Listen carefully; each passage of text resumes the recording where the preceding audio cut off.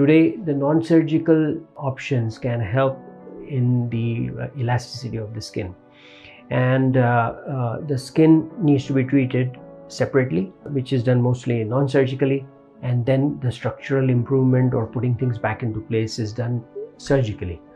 So what are the things that are in the market or we can use for facial rejuvenation, for the improvement of the skin? The skin loses its elasticity.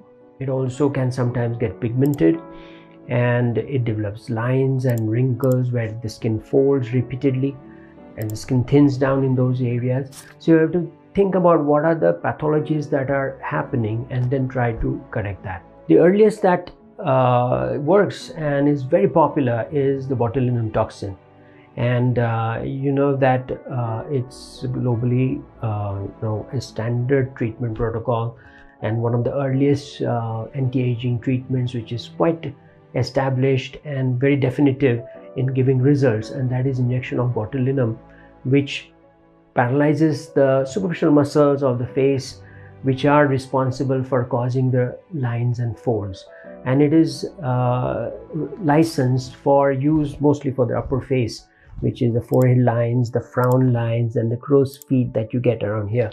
So if you inject botulinum toxin there in microunits, in small concentrations, then it paralyzes the muscles which are causing that animation, and it smoothens the skin and gives you a fairly rejuvenated appearance.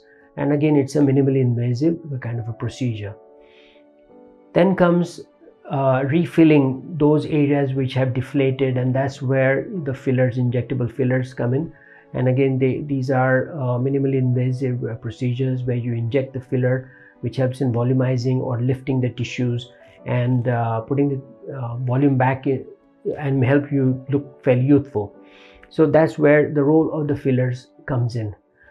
For skin improvement, there's nothing like improving your nutrition, because the skin glow or its health is actually a reflection of your circulation. And if your circulation has a very good oxygen carrying capacity, then it will show through the skin, because the superficial capillaries, they usually, if it has fairly good oxygenated blood, will look rosy and healthy. And that's where the role of optimizing your micronutrient levels come in.